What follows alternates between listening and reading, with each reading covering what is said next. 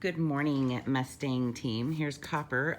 This may not work so well with him helping me out here, but I'd like to start doing a read aloud to you every day. I'm sitting here in my recliner with Copper right here on my lap, and I would like to read The Miraculous Journey of Edward Tulane, one of my all-time favorite books by Kate D. Camillo. It's not necessarily a 6th grade book, so some of you guys may have read this in elementary, and that's okay. When it's a favorite, we can listen to it more than one time. So this video might be a little bit rough, but just wanted to reach out and read a little bit. So let's get started. The Miraculous Journey of Edward Tulane.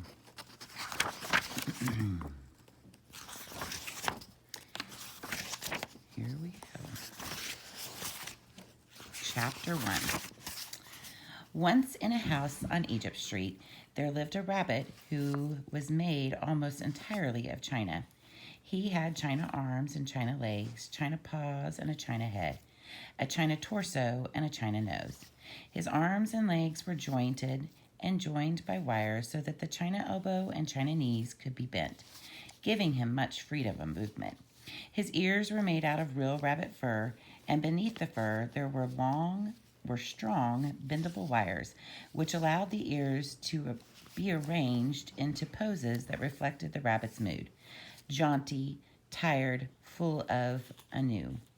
His tail, too, was made of real rabbit fur and was fluffy and soft and well-shaped. The rabbit's name was Edward Tulane. Let's see if we can get this where you guys can see it. And he was tall. He measured almost 3 feet from tip of his ears to the tip of his feet. And Copper is like really into the book right now, wanting to eat the book. His eyes were painted a penetrating and intelligent blue. In all of Edward Tulane felt himself to be exceptional specimen. Only his whiskers gave him pause. They were long and elegant, as they should be, but they were uncertain origin. Edward felt quite strongly that they were not the whiskers of a rabbit. Whom the whiskers had belonged to initially, what unsavory animal, was a question that Edward could not bear to consider for too long. And so he did not. He preferred, as a rule, not to think unpleasant thoughts. Edward's mistress was a 10-year-old, dark-haired girl named Abilene Tulane, who thought almost as highly of Edward as Edward thought of himself. Each morning after she dressed herself for school, Abilene dressed Edward. The china rabbit was in a possession of extraordinary wardrobe composed of handmade silk suits, custom shoes, fashioned from the finest leather and designed specifically for his little rabbit feet, and a wide array of hats equipped with holes so that he could easily fit over Edward's large and oppressive ears. Each pair of well-cut pants had a small pocket for Edward's golden pocket watch. Abilene wound this watch for him each morning. "Now, Edward," she said to him after she was done winding the watch, "when the big hand is on 12 and the little hand is on 3, I will come home to you." She placed Edward on a chair in the dining room and positioned the chair so that Edward was looking out the window and could see the path that led up to the Tulane front door. Abilene balanced the watch on his left leg. She kissed the tips of his ears, and then she left, and Edward spent the day staring out on Egypt Street, listening to the tick of his watch and waiting. Of all the seasons of the year, the rabbit most preferred winter, for the sun set early, and then the dining room windows became dark, and Edward could see his own reflection in the glass. And what a reflection it was! What an elegant figure he cut! Edward never ceased to be amazed at his own fineness. In the evening, Edward sat at the dining room table with the other members of the Tulane family: Abilene, her mother and father, and Abilene's grandmother, who was called Pellegrina. True, Edward's ears barely cleared the table, and true also he spent the duration of the meal staring straight ahead at nothing but the bright and blinding white of the tablecloth. But he was there, a rabbit at the table.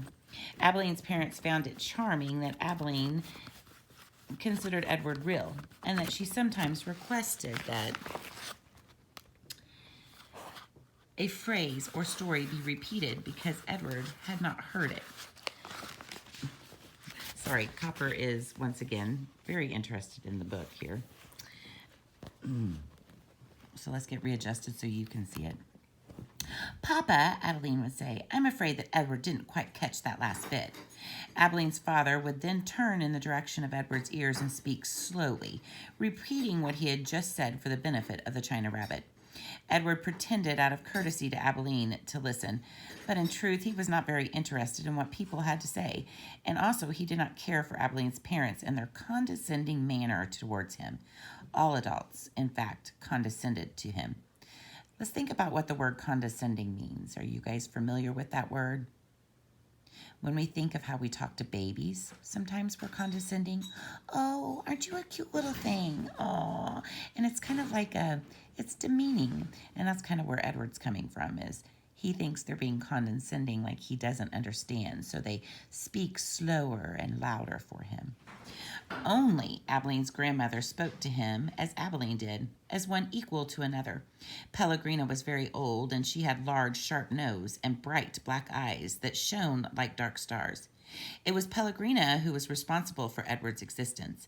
It was she who had commissioned his making, she who had ordered his silk suits and his pocket watch, his jaunty hats and his bendable ears, his fine leather shoes, and his jointed arms and legs, all from a master craftsman in her native France.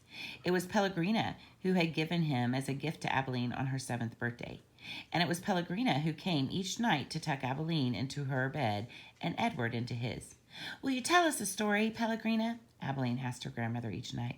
Not tonight, lady, said Pellegrina. When? Asked Abeline. What night?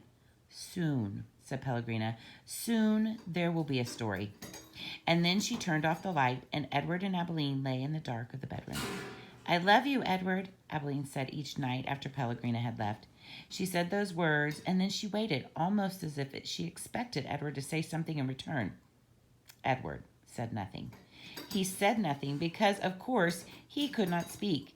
He lay in his small bed, next to Abeline's large one.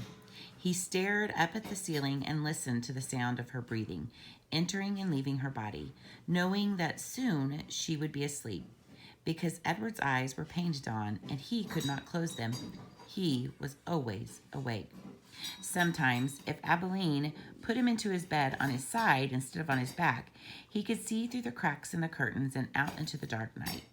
On clear night, the stars shone, and their pinprick light comforted Edward in a way that he could not quite understand. Often he stared at the stars all night until the dark finally gave way to dawn. We'll be ready for Chapter 2 tomorrow, so join me again for a read aloud. Miss you all terribly. Please stay safe and stay healthy. Talk to you tomorrow.